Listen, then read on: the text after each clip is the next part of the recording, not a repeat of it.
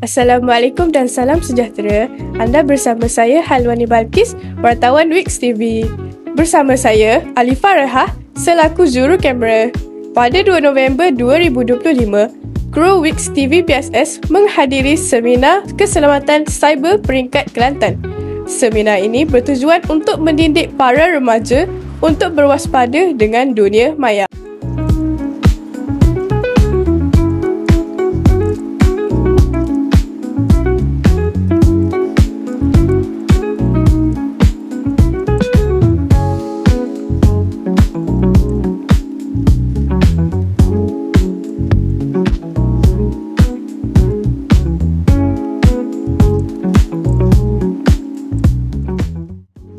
Selepas daripada seminar ini, apakah nasihat awak kepada kawan-kawan awak tentang keselamatan cyber?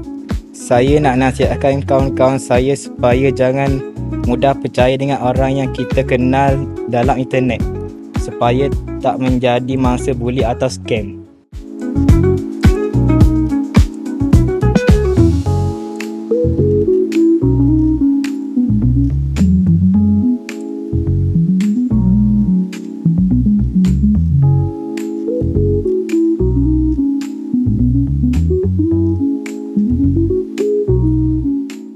Sekian sahaja liputan seminar keselamatan cyber peringkat negeri Kelantan. Semoga semua nasihat oleh para penceramah dijadikan ikutan semua. Dari kami, kru Wix TV, Wix TV, Kreatif, Aktif, Positif.